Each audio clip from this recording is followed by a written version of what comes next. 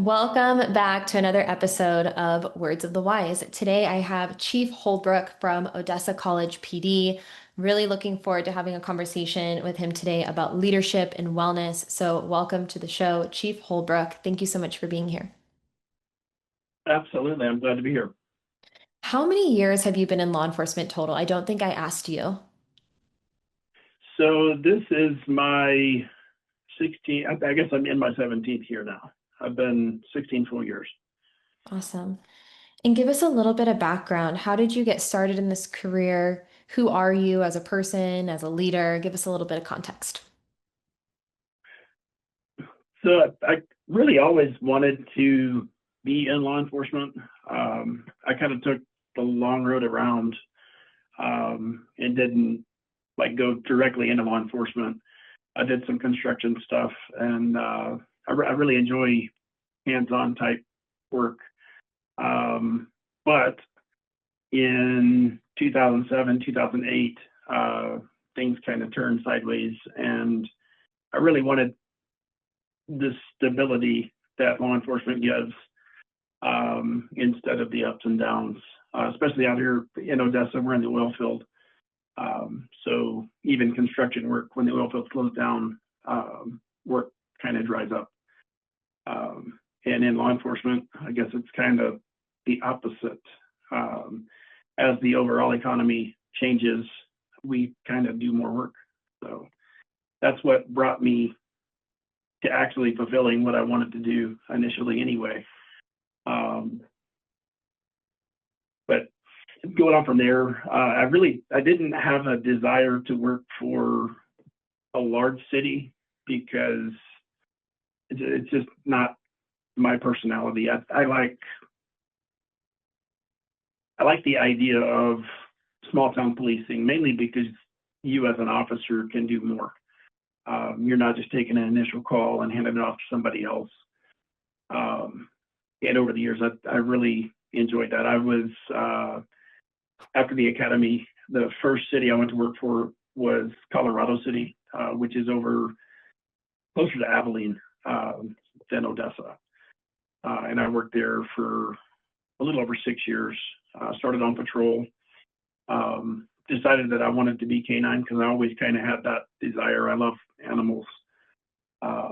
So me being the hands-on kind of guy I am, I solicited donations and bought a puppy and trained the dog myself and worked him until I came here to Odessa College. So we were together for about 4 years, just doing what canine does. It was a lot of fun, a lot of work, different kind of work than what I even do now, above and beyond the on the street, going to calls and backing up other officers when they need a dog. Um, but then from there, oddly enough, mostly because of family reasons, I already had two kiddos and I had another on the way. In my house, there was like 940 square feet. I decided to move back here because I'm originally from Odessa, and came here to the college mainly because it was one of the smallest agencies here in town. And then I just fell in love with campus policing from there. It's kind of hard to get used to the differences between municipal policing and school-based law enforcement. But once you kind of get the hang of it and realize what the opportunities are for engaging with citizens or campus community members, it's even more fulfilling to me now, since I know how things work and what we can do different here. Yeah. It's interesting. I wrote this down because it sounds to me like from the beginning of your career, building relationships was something that was important to you. You said that you wanted to work in a smaller community because you wanted to be able to have a bigger impact and really build those relationships within the community. And I've had this conversation a few times, about the importance of community-based policing and, building the trust and the partnership within the community. And it sounds like from day one, that was something that was important to you. How do you think, regardless of if you are in school-based policing or if you're in, municipality, how can someone build those relationships with the community, regardless of the size of their organization or regardless of what type of policing they're in? It really all starts with communication. And, you know, I've always had an interest in community policing. My master's degree is heavily community policing based. Most all of my research through undergrad and graduate school was based in community policing or real close to it. But like, and especially in larger agencies, if somebody decides that we're going to be a community policing based agency, it doesn't mean that everybody downstream feels the same way. Mm. In smaller agencies, especially when you have at least some say in hiring, because I have pretty much since I've been here at Odessa College. Um, I've been involved in the process at least, and it's something I look for in officers is just the willingness to communicate with students, and gain trust to an extent, but more just to gain insight into where they're from. Um, we have over 200 students here on campus that live here. The vast majority of them come from large cities, where they may not have had positive interactions with the police, or they're from other countries where trust is an issue between police and the citizens. So, you know,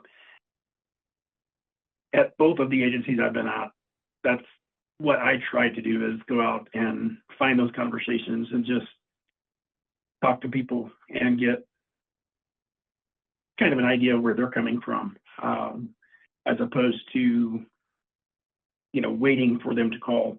If we go out and talk to them first, they're more willing to give us information when we need it if we have a relationship with them already. Yeah. I really believe that our lived experiences are important. And to your point of what you said, it doesn't matter what interaction it is. If you have an interaction with somebody and then someone's talking bad about them later, and you're like, well, that wasn't my experience with this person. Like, I actually had a really positive experience with this person. And so, our lived experiences, I think, are going to be far more impactful than maybe what other people or what society or what the community is saying about things. And so, when we relate this to law enforcement, even if maybe society as a whole, and we know that there has been a lot of challenges since 2020. I think the pendulum is swinging the other way, but we saw this with, the defund the police and this whole movement. When individuals have positive experiences with law enforcement, that is going to supersede what is going on the outside because that person is going to say, "Hey, like I understand that, the community is saying this, but that wasn't what I experienced personally." And I think that you never know as an individual the impact that you can have on other people's lives. And sometimes it feels really overwhelming because you feel like impacting one person maybe isn't enough. You want to impact everyone and you want everyone to have the same opinion of you and of the profession. But I think that the pursuit of impact is and should be far greater than what's going on with the external noise. For me, I may never know the impact that this podcast has. I don't know, if people are really resonating, if it's changing people's lives. I get some feedback every once in a while, but the pursuit of the impact is far greater in my mind than anything else. And so I think that we need to remember that everything that we do on a day-to-day basis has the ability to impact someone's life. And even if it's just one person, it's 100,000 million% worthwhile.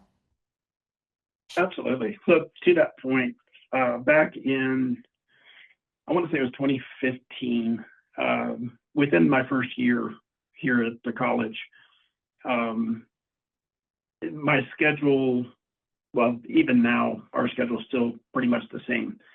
But the last hour and a half or so is fairly chill, between like 5:30 and 7 p.m. So during that time, I would like be outside of our office, and the athletes are going to and from the cafeteria to eat. And much like you're saying, there was one athlete that, I started talking to him, just in passing, and those conversations grew from there, where he would seek out my input on things. Well, the next term, some new athletes came in, and they were walking by with him going to the cafeteria, and one of them said "F the police," and he literally jumped on that kid, and he's like, "You don't know him. You don't. You've never met him. He's a good guy." And from that, it built to where, up even now, we still have a really good relationship with most all of our athletes. Maybe not initially, but once they get to know who we are and what we do for them, they come around, and they understand. We're not out to get them. We're not like some other officers they may have met in the past. Yeah. And it really helps to, make our lives easier with them living here on campus. I really like that story. And to your point, like you were doing what you knew what was best. You were trying to support this person and have a conversation with them. And because they had a good experience with you, they were able to then change the perception of the people around you and around him. I think that that's a really positive story. And I don't think that again, like you didn't go out like setting out to do that. You were genuinely wanting to help this person communicate with them, like figure out what you can do to improve their lives. And because of that, now they trust you, now they know you, now they're going to sing your praises within their circle. And then that expands from there.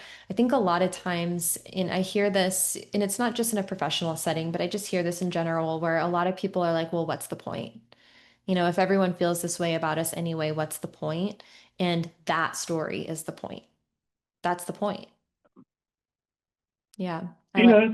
That kind of leads into the whole recruitment piece of law enforcement. Mhm. Um, Back when I went through, I went to three different academies, and like before 2008, when I finally transitioned to a full-time academy, and it wasn't because of academics or anything like that. It was just my workload, being self-employed. I would have meetings that would run over, so I wound up being over the allowed hours missed. Um, those academies would be maxed out on people. We at our academy here, pretty much the maximum is 25 students. Mhm. It may even be 20 now. Um, but they would have full classrooms, which stems mainly from 9/11 and the duty that people felt following that. But when we started our academy back in 2019, I think the first class had 3 students. Um, Now the max we can get is like 12. And some of it has to do with, defund the police or the public perception of law enforcement. But it's more just an attitude, like difference between then and now. yeah. What difference can I make anyway? And I think that's something that we need to address. When I'm teaching academy classes, I try to give them examples from my career and my experience. And no matter how little you think something is in your mind, it's a big deal to somebody else. Um, we we have a bunch of different things that happen during a shift. And while we may be having a bad day, almost everybody we deal with, it's like the worst time of their life if it's a legitimate, law enforcement call. Which we don't have. That's not the majority of what we do on campus, which I'm happy for. But it's literally the toughest time they're having, at least today. So even the little things matter, and you can make a big difference in how they feel about things and what they do moving forward. Yeah. And I relate this a lot to my experience as a kid. And this is maybe how I see things. And if you see things differently, I would love your perspective as well. But I think about kids who don't have good examples of what they could be with their life, and I was that way. Like I didn't know that there was an option to be anything great.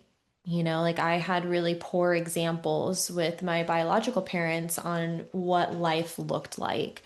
My dad was gang affiliated, my parents were drug addicts. And so like that was the environment that I grew up in.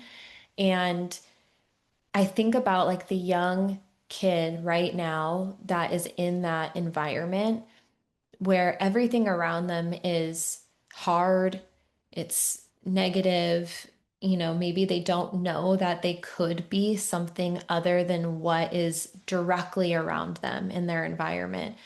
And you have someone, because for me, I had law enforcement enter into my life because of my parents, and I never had someone come up to me and be like, you can choose something better or we're here for you. And I wish I would have had that. I think that maybe it would have changed my perception on my own advancement in my life. And I think that to those kids, maybe you are that inspiration that they need. Maybe you're the way out. Maybe they grow up being like, man, like, I want to be like that. I want to have a career that's respectable. I want to be able to provide for my family and my community, and I want to make a positive impact for the lives of youths, around my city.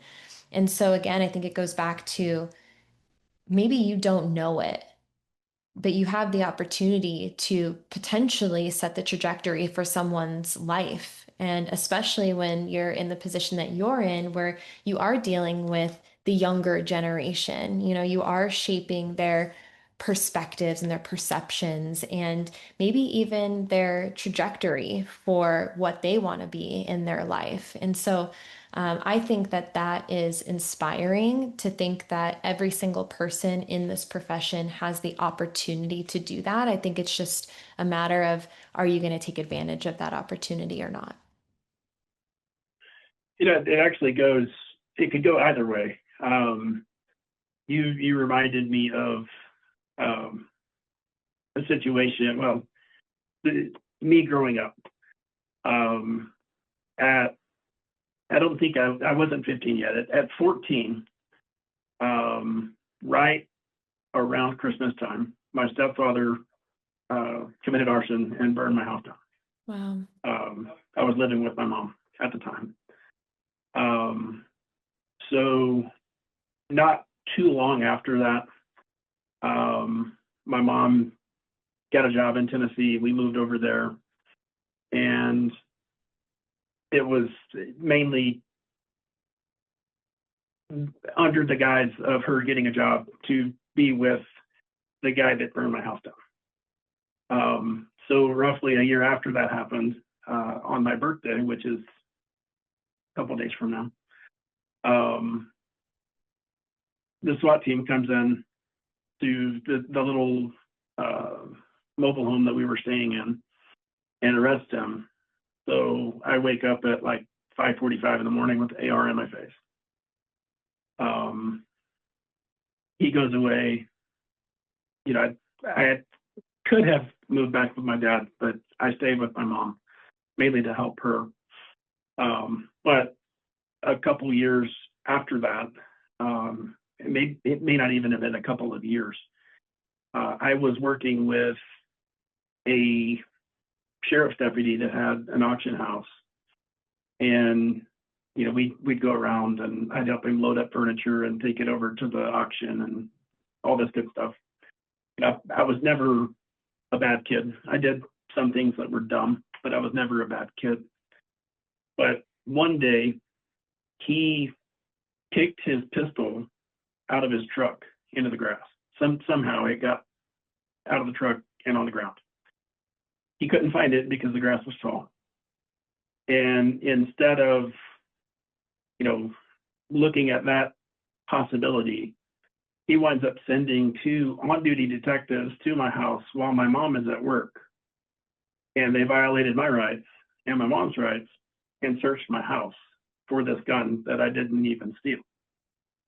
So above and beyond everything, that's the reason why I'm doing what I do now, is just so that I can make sure that that doesn't happen to somebody else under my watch. So Yeah. it can go both ways. Yeah, I mean, I think that's a good point. I think that, we all have learned from bad examples too. I think that you can learn from mentorship and people who are great, and you can also learn from the adversity, and the hard things that you go through and the bad examples that you see. And so I think that that is a really good point. And I think they both can be motivators. I would argue that some of my hardest times and the biggest adversities that I had gone through were some of my bigger motivators, wanting to, and I know this sounds maybe like egotistical, but wanting to prove people wrong or wanting to show that I could do something better. I think that whatever it is that motivates you, as long as you are using it for good, then like I'm all for it. Whatever's going to light that fire under you to for you to want to make a positive impact, because that could have gone either way too. You had that choice as a young person where you decided I want to make a difference and I want to make sure no one else experiences this, and so I'm going to enter into that career. But a lot of people don't have that. They're like, I'm just gonna, throw middle fingers to the sky and say what that kid said, and like I'm gonna hold a grudge. And the choice you made was a positive choice of like, how can I make an impact and difference moving forward? And I think that whatever lights you up, whatever, motivates you is good as long as you're using it for betterment. Absolutely. We talked about in our first phone call the fact that from a wellness perspective, I'm not the best, right? I have been in law enforcement for less than a year, and I got sick, and it took me 3 months to get a diagnosis. I had to travel all the way across the state to go to this, top 10 specialist in the world for uh, specific types of neurological problems. And everybody basically told me that I'll never be able to do what I was doing. And if you ever want to make sure that I do something, you tell me that I can't. So I understand where you're coming from. Yeah. Um, but yeah, that was a rough year in my life. And even up to the day the day before I went back to work, um, my local doctor was telling me, like, you can't do this. I'm like, okay, doc, either you sign off on me going back to work, or I'm going to go to my other doctor and he's going to sign off on it. But one way or another, I'm going back to work. Yeah. So yeah, it's definitely tough situations can make things better for me anyway. It gives me the drive that I need. I like that. You're like, if there's anything that's going to make me do something, it's you telling me that I can't. I, through this podcast, I've had opportunities to have a lot of introspection. These conversations help me to learn more about you, but also learn more about me. I think we kind of have those like self-assessment moments of like, okay, is there a different way of thinking about this? Or, could I do better? Or why did I do this certain thing? And one of the things I had realized is we all have different whys. We all have different reasons for what we do professionally and personally. And I have, and I think you can have more than one. I think that there's always going to be one that's kind of like that driving force, but I think there can be multiple. And on a professional level, my why is you guys all the time. Like I get out of bed so that I can make a difference, and I try to do everything that I possibly can to make a positive impact. Um, my personal why for a lot of the things that I do, um, I think our personal lives are always going to be a little selfish, and I think that's okay. I think that sometimes that word selfish gets a bad rap to the point where you sacrifice your own health and wellness because you feel like it's selfish to take care of yourself. And obviously, like, I want to get to the end of this life and I want to feel as good as I can physically, mentally. I want to feel like I made an impact. But I also think a part of me does have a little bit of a chip on my shoulder. I do want to prove a lot of people wrong. I do want to stand at the top of that peak, and say, look, despite, everything that you guys did to me in my life, despite all the doubt, despite everything, I did it. Like I achieved the things that I wanted to achieve and I made a positive impact in the world. And I think that we have to have a little bit of a chip sometimes. We have to have that of like, you say I can't do it, I'm going to prove you wrong. Yeah, I mean, I never had the desire to be in the position that I'm in now. Yeah. As far as I was concerned, when I got in law enforcement, um, just being a patrol officer, eventually canine, was what I wanted to do. Um, it wasn't my idea to be a leader at this level. Um, and on the vein of leadership, anybody that wears a gun and a badge should view themselves as a leader because they are. Everybody looks to you when things get sideways. So that's something that all of us should keep in mind. But I had one chief that I don't know what he saw in me, but from the time I got here to Odessa College, he was trying to teach me what I needed to know for this job. Um, why he didn't do that with others, I couldn't tell you. Um, but he would get upset with me if I was out writing citations in the parking lot because he wanted me in here so he could teach me whatever. Um, so yeah, the leadership of others kind of has a way of molding you to make you the best possible version of you. Yeah. Um, and I mean, I'm grateful for that for sure. Because I serve on a statewide advisory council for community colleges for this safety center. So I'm able to provide input on things that matter to us as college agencies. But at the same time, that group has a lot more experience in it than what I have. So I can also learn from them too. But it's a neat position. It's different than anything else I've done in the past, but I love it. And I have the flexibility to really go out and focus on making the relationships that we need to make to further our cause and, kind of get over the stigma of law enforcement. Yeah. So, Yeah, I really believe that everybody has value. And I think if you can lead with that mindset, it really helps you to, I think, become a better leader. I think that you can start to have more empathy, understanding. You try to get to know people, you try to understand where they're coming from. And it creates more of that partnership because when people feel valued, there's trust, right? And then you can have those conversations. I've always felt this way, and I don't know where it comes from. I really don't know. I don't know if it's from my childhood and this environment that I was in before, and, understanding that, like, the dichotomy between like my parents being drug addicts and choosing this life, but also understanding that they were like understanding their heart, and understanding there was another side to them than maybe what society or other people viewed them as. But I look around everywhere and I think that you could learn something from everybody. Even the homeless person on the corner has a story that you could learn from, and it could be good and bad, and there's always value in every single person. And I think that that's really important to remember.